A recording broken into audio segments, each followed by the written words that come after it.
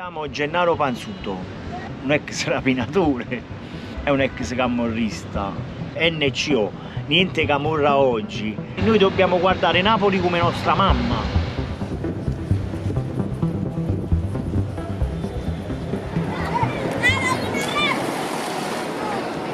Mi chiamo Gennaro Panzuto. In questo quartiere dove sono nato tutti mi conoscono come Genny Terremoto. Attualmente ho 50 anni, sono di questo quartiere, Mergellina, La Torretta, sono un ex scugnizzo, un ex rapinatore e un ex camorrista. Ho avuto una lunga carriera da malavitoso, ho comandato questo quartiere per 10 anni, 10 lunghi anni, dopo latitanze, carcerazioni, lunghe carcerazioni, 41 bis, ho fatto tutti i tipi di carcere anche all'estero. Sono stato il carcere spagnolo, il carcere inglese e quasi tutti i carceri italiani. Dopo questa lunga, triste carriera, dopo queste lunghe tragedie, ho collaborato con la giustizia, poi finito il programma di protezione sono ritornato qui a casa mia. Ovviamente con tanti rischi, potete immaginare, ancora oggi a Napoli è una città bellissima, una città piena di cultura, però nello stesso tempo purtroppo abbiamo questo malessere chiamato camorra, questa mentalità omertosa che va a cozzare con il mio status attuale da collaboratore di giustizia e di conseguenza vivo di rischi, però questi rischi che corro li affronto a cuore aperto, li affronto con una mia presa di coscienza che mi fa pensare che sono nel giusto. Persone come me quando si sentono nel giusto, quando dico persone come me, persone semplici, quando ti senti nel giusto metabolizzi anche i rischi, metabolizzi paradossalmente anche la morte. Cos'è uno scugnizzo? Tu eri uno scugnizzo. Uno scugnizzo non significa un piccolo delinquente, no. Scugnizzo significa figlio di Napoli, un ragazzino che non ha come punto di riferimento solo i genitori, ma ha come punto di riferimento tutto il quartiere dove nasce, no? È un ragazzino che vive di disagi e nello stesso tempo quei disagi in qualche modo li metabolizza con l'appoggio di tutto un quartiere, no? Di quelle figure storiche di quel quartiere, possono essere tante persone anziane, no? Che poi diventano anche tante mamme, diventano tante nonne. È un ragazzo che vive di povertà, lo scugnizzo, però nello stesso tempo vive in una condizione di libertà a 360 gradi che altri ragazzini non hanno poi, no? Quegli stessi ragazzini che a differenza dello scugnizzo non vivono di disagi, però non vivono una piena libertà come lo scugnizzo. E lo scugnizzo rappresenta un figlio di Napoli. Quali sono alcuni dei tuoi ricordi che associ a questo quartiere, a questa città? Ovviamente questo quartiere è un quartiere di mare, siamo a Mergellina e i ricordi più belli della mia infanzia, che sono ancora molto legato, no? Ovviamente il mare, sono questi scogli, vedi, adesso stiamo qua, a un luogo molto rappresentativo di questo quartiere, un posto di pescatori. All'epoca, quando ero piccolo, io qua si viveva di contrabbando e io ho assimilato tutto questo, per questo che ancora oggi sono legato a questo territorio ed è per questo motivo poi vedi che finito l'iter di collaborare con la giustizia, di vivere sotto protezione, sono ritornato qua. È come un figlio che si ricongiunge alla sua mamma. E vedi, ora qua siamo in questo posto che quando ero piccolo venivo a pescare, no? I granchi con 2 mazze. A una mazza ci mettevo il cappio, un'altra mazza la sarda e pescavo in queste tane, vedi, i granchi. Come si chiamano in napoletano? I follun. Esatto. Però di solito non me li mangiavo, li facevo e me li vendevo ai ristoranti. Automaticamente il territorio questo ci offriva e l'ingegno da scugnizzo ti portava a fare questo per guadagnare i primi soldini. E sempre parlando della tua infanzia, mi piacerebbe sapere qual era il tuo rapporto anche con le persone che sono cresciute con te, i tuoi amici d'infanzia. Cosa ricordi di quel periodo? Ricordo tanta complicità, tanto bene soprattutto, quel bene quello là genuino, quel bene disinteressato, sai che ogni ragazzino ovviamente è rappresentato, no? Poi ovviamente si cresce, le cose cambiano, gli interessi incominciano a contaminare un pochino anche quella genuinità, no? E soprattutto quel bene. E niente, eravamo credo 7-8 scugnizzi, tra cui tanti non ce ne sono più. Sì, qualcuno ovviamente è morto strada facendo, in età giovanissima. La nostra vita è stata costellata anche di scuola, frequentata poco e male, però anche lì già eravamo complici, già eravamo compatti, e la cosa che accomunava un pochino tutti erano i disagi, quei famosi disagi che sembra il solito cliché ma non è così, effettivamente è un dato di fatto storico.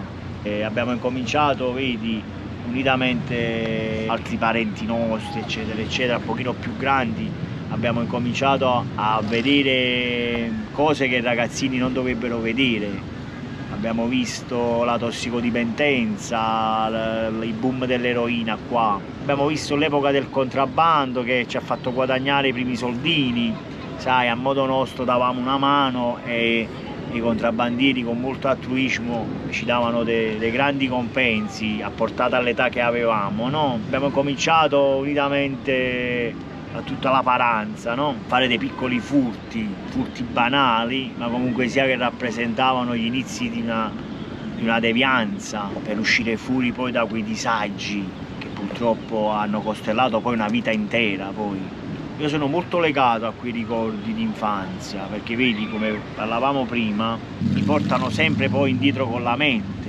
Quando mi portano indietro con la mente è inevitabile per me ricordare quella genuinità, ricordare quell'età acerba che avevamo un pochino tutti, e soprattutto ricordare quei disagi che li superavamo con normalità, perché tutto sembrava normale, quel normale poi che ci ha portato a fare cose che senza capire fino in fondo facevamo qualcosa che faceva male a noi stessi e anche agli altri.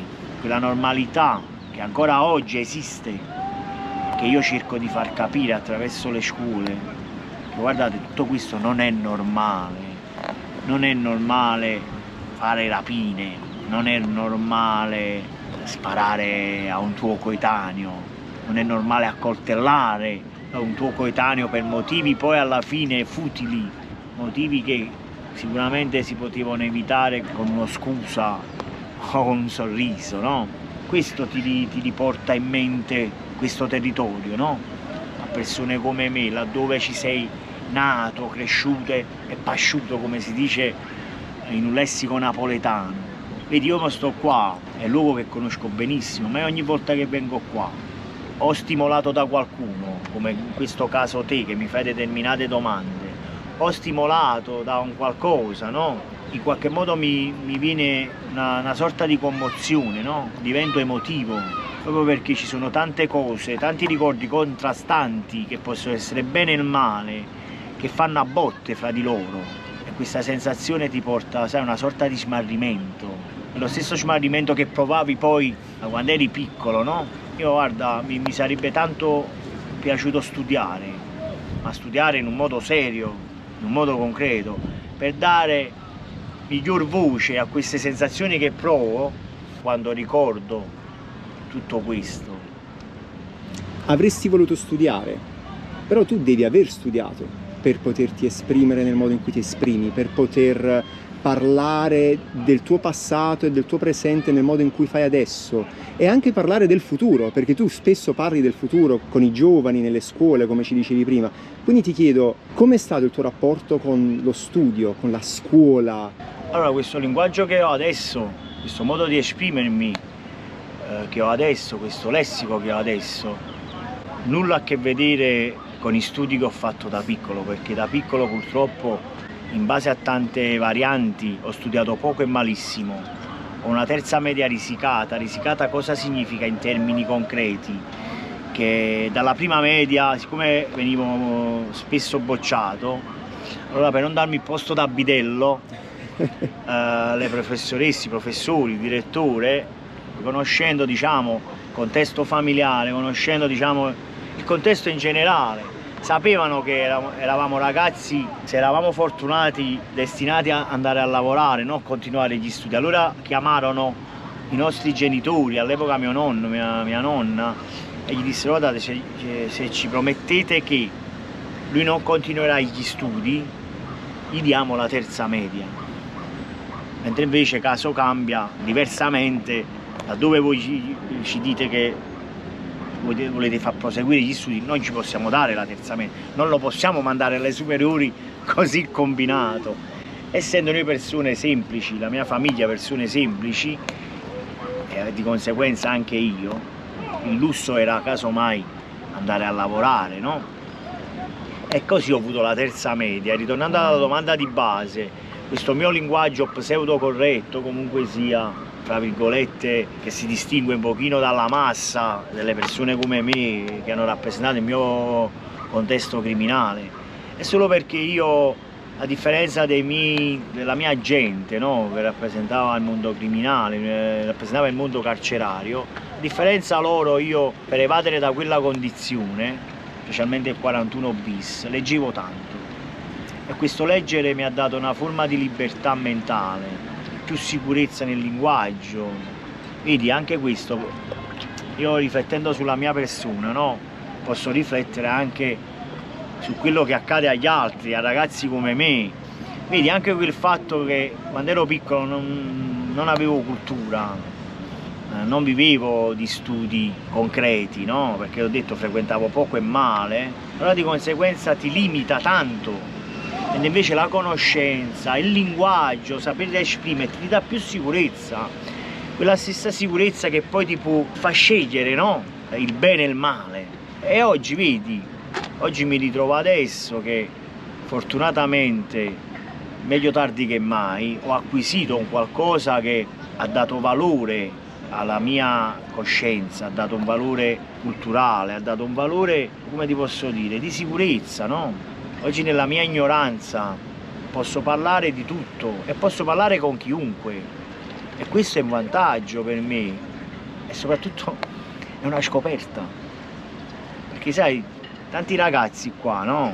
Tanti sciugnizzi, erroneamente credono che loro sono nati solo per fare quello, in base ai riferimenti, in base agli esempi che loro solo quelli hanno, erroneamente pensano questo, in base anche ai loro limiti. Ed invece no, io vedi, mi sono ritrovato a 40 anni che ho scoperto che posso sempre migliorarmi e sono sempre vorace di miglioramento. Credimi, il tempo cerco sempre di investire, no? In qualcosa di costruttivo, per gli altri e per me stesso anche. Cerco di trasmetterlo agli altri, soprattutto ai ragazzini quando vado nelle scuole, no? Dico io, ricordatevi sempre che a me i libri mi hanno salvato la vita e mi hanno dato la libertà, ma la libertà, sai, parecchie persone, erroneamente, quando si parla di libertà e si tratta di persone come me, con il mio passato, erroneamente credono che si parla del carcere, della privazione del carcere. No, io quando parlo di libertà, io parlo proprio che la conoscenza ti libera, ti rende un uomo libero. La conoscenza è un qualcosa, è uno strumento, vedi, uno strumento che ti fa aprire tutte le porte, e ogni porta che tu apri è una realtà diversa, le puoi aprire tutte, ed è per questo che leggere un libro ti rende un uomo libero. Ti chiedo una cosa che mi incuriosisce tantissimo. Libri preferiti? Allora, mi hai fatto una domanda bellissima. Ok. E ti spiego anche perché. Io il primo libro che ho letto il libro di Tortora. Sì, piccolissimo, però credimi, io Tortora lo ricordavo quando ero piccolo, Portobello, e mi ricordo, mi vedevo Portobello non per ascoltare Tortora, ma perché ero estasiato, sì, ipnotizzato da quel pappagallo, sai, ero bambino, eccetera, eccetera. E non avevo nemmeno contezza di quello che è accaduto a Tortora in merito a quel processo della camorra di Cutolo, eccetera, eccetera, collaboratori di giustizia infedeli che hanno coinvolto Tortora. E niente, quel libro è stato il mio primo libro. Poi successivamente un altro incontro che mi ha folgorato e a tratti su certi aspetti mi ha penalizzato è Freud.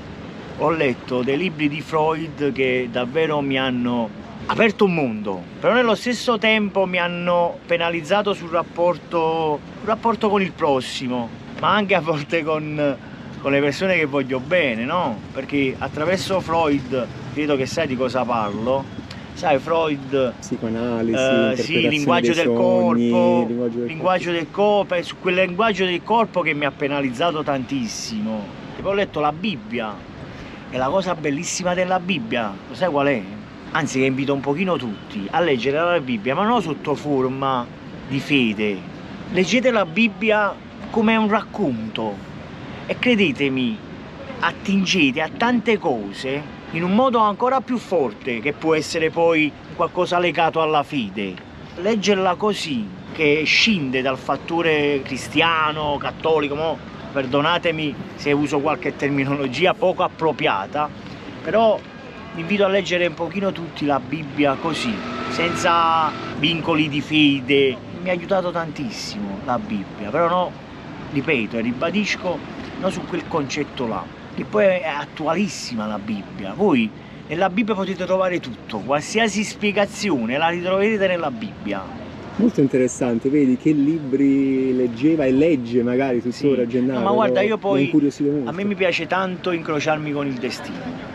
Io sono uno che non credo alle coincidenze e di conseguenza, per esempio, sul fattore lettura mi puoi ritrovare con un libro che tu, vedendolo in mano a me, dici: cioè, no, che cacchio stai leggendo, no? E io ti rispondo: guarda, la verità l'ho trovato su una panchina, cioè, capisci? Sei incuriosito, l'hai preso. No, perché io credo che tutto quello che mi incrocia a me nella mia vita, compreso libri, è qualcosa che era scritto, no? Ha modificato il mio percorso.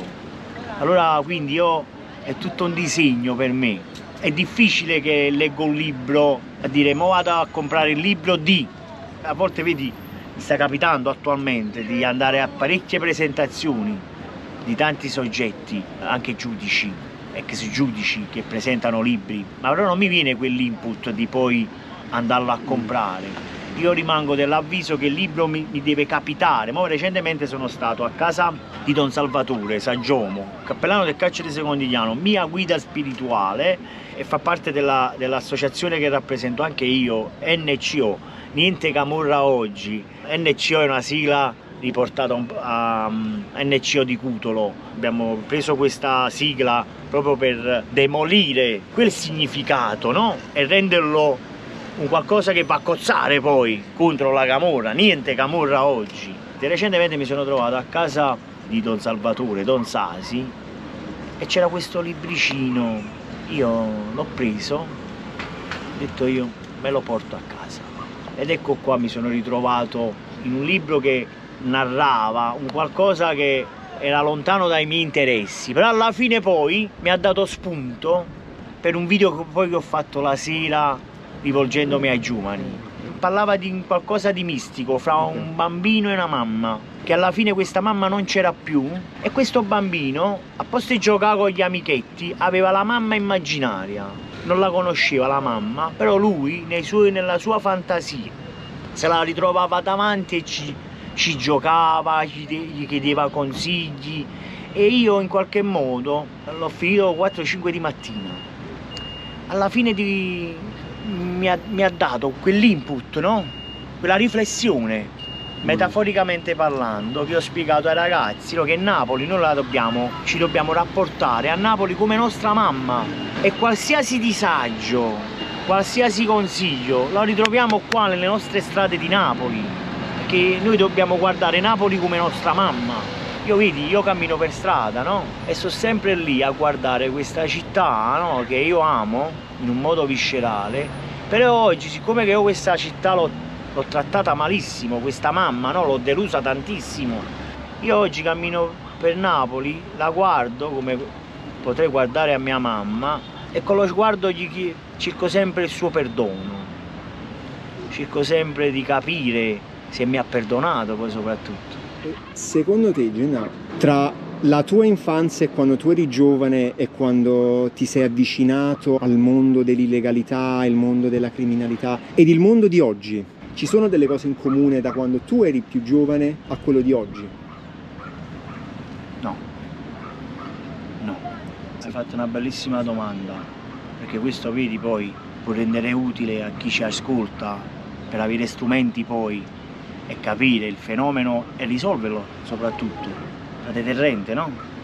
Allora, il primo distinguo doveroso da fare sono le motivazioni che spingono a due scugnizi contemporanei, no? Del passato e presente, in discorsi delinquenziali, mafiosi, camorristici, eccetera, eccetera. Allora, persone come me venivamo spinti dalla fame, dalla miseria, ma quella vera, la miseria sai cosa vuol dire?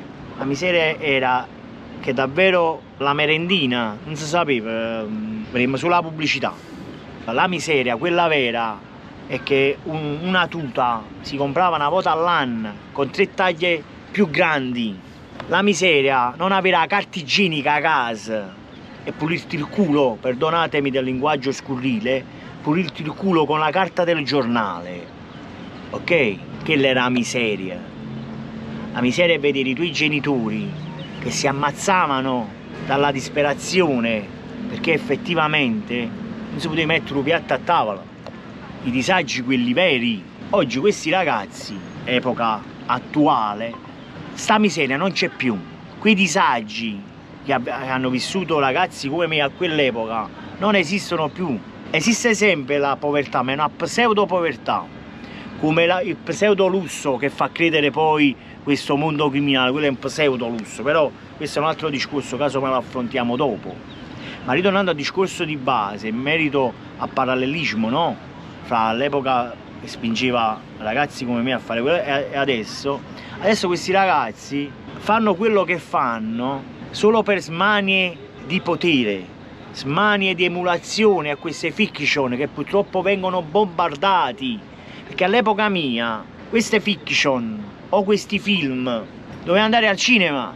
Oggi con i telefonini, con l'avvento dei social, eccetera eccetera, internet, hanno tutto alla portata di mano tutti e sono contaminati, e di conseguenza quella stessa contaminazione che li ha portati erroneamente a credere che per essere fighi, per essere tosti, per attirare l'attenzione delle femminucce devono prendere quell'atteggiamento e si ritrovano poi nelle tragedie, cose che accadono qua tutti i giorni. Vedi, ora siamo qua a Mergellina, a pochi passi qua è morto Francesco Pio, un ragazzo di 18 anni, incensurato, bravissimo ragazzo, quando uscivo dalla scuola andava anche a fare il pizzaiolo, e quando è venuto qua quella sera era uscito dalla sua pizzeria per andare con il suo amico del cuore a bersi qualcosa, e mentre beveva qualcosa ha acchiappato sulla sua strada un cretino figlio di Gomorra. Io li chiamo figli di Gomorra a questi ragazzi imbecilli con queste smanie di potere, prevalere sugli altri, emulare poi questi eroi del male, perché in queste fiction sono eroi, li fanno diventare eroi, motivo che non stimo Saviano. Questi ragazzi con queste smanie di emulare questi eroi del male delle fiction, eccetera eccetera, fanno dei seri danni. E questo ragazzo, il carnefice, giovane come Francesco Pio, e poi caso strano si chiama anche lui Francesco Pio, siccome è un ragazzo qua è molto affollato, ci va sulle scarpe e lui va in escandescenza, gli ti spara, chi si fa, ok, tu tieni la pistola, sì, la tenga la pistola, caccia la pistola, spara così, e una pallottola vagante colpisce Francesco Pio che non ci azzeccava niente con la discussione, e vedi, e queste sono poi le tragedie che colpiscono questi ragazzi, che alla fine poi le motivazioni che li spingono a fare questi gesti non sono dettati dalle nostre motivazioni, cioè a miseria, a fame. Io ancora vivo, io ancora tocco con mano, perché la fame, la miseria non si toglie mai da dosso. Hai voglia di accatto Rolex? Ok, questo è falso, però attenzione, sono nostalgico. Hai voglia di vestirti per bene, quella miseria ti rimane addosso, qua ti rimane qua. Questi ragazzi non sanno manca questa miseria, non sanno cosa significa, cosa comporta quella miseria, come ti fa sentire quella miseria, non lo sanno. Loro sanno solo questi personaggi delle fiction, loro sanno solo questi nomi blasonati, Jenny Terremoto, che anche io purtroppo, vedi, ho dato input sbagliati, sto incominciando ad odiare a questi attori che poi non hanno colpe ok? Però io mi arrabbio, sai perché? Li sto cominciando ad odiare, sai perché? Perché loro poi hanno nel privato uno stile di vita idilliaco, vivono bene, sono famosi, e poi questi ragazzi, per emulare loro, il personaggio, vivono di tragedie. Allora io, egoisticamente parlando, perché io sono ancora figlio di questo popolo, io è vero che oggi ho una presa di coscienza diversa del passato, un atteggiamento, un modo di pensare diverso, parlo diversamente, ma sono rimasto figlio di questo popolo, faccio parte ancora di questo popolo. Allora voi va buscate i soldi, voi vivete bene e a chi si capo ci rimane in tragedia. Perciò dico io, cari ragazzi, volete emulare?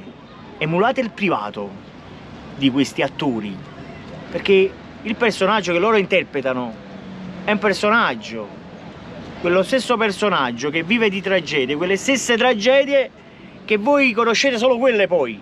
Quindi emulate il privato di queste persone, emulate i loro studi, le loro gavette, fate teatro come hanno fatto loro, vivete di cultura e vedrete che poi avrete anche voi successo, soldi, le femminucce che quando vi vedono fanno gli occhi a cuoricino, senza tragedie. Avete capito? Napoli è cambiata tantissimo. Da quando tu eri piccolo ad oggi Napoli è un'altra città. Come vedi il futuro di Napoli? Come vedi il futuro tuo? Davide, questa domanda è una bellissima domanda, però la mia risposta in parte è un po' falsata. Falsata da cosa? Dalla mia speranza, da quella voglia vorace, no? Che ho di cambiamento in merito a questa mamma Napoli. Ho una voglia così vorace che Napoli viene trattata come merita, no? E soprattutto questi figli di Napoli vivono come dovrebbero vivere anche loro, che è un loro diritto, che stesso loro poi si tolgono. Io sono straconvinto che noi arriveremo un giorno che cambiamo, ma sai perché arriverà questo giorno?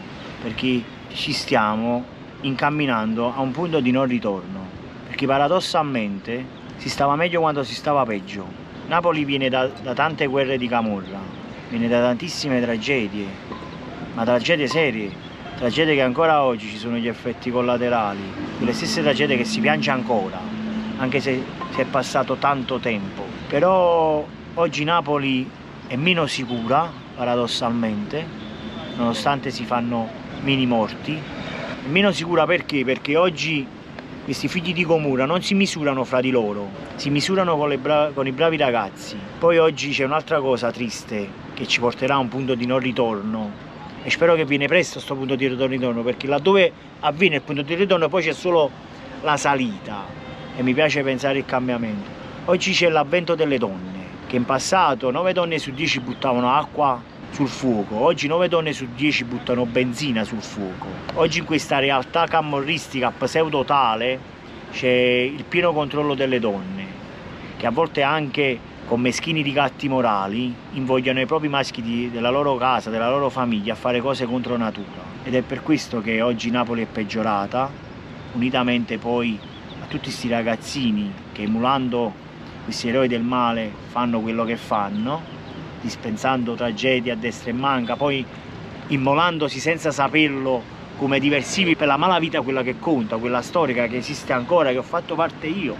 Però per ritornare al discorso di base, scusami se mi sono un pochino allargato, io non vedo l'ora che arriviamo in fretta a questo punto di non ritorno, perché ci stiamo. Però sono straconvinto, dopo il punto di non ritorno, per un fattore proprio umano, perché il napoletano è fatto così, laddove poi c'è la tragedia quella vera, quella tragedia sai che ti rimane segnato, siamo un popolo che ci ricompattiamo, cosa che non accade dalla guerra con i tedeschi, ma per avere un cambiamento noi dobbiamo toccare e raschiare il fondo, dobbiamo arrivare a un punto di non ritorno, ma ci siamo quasi.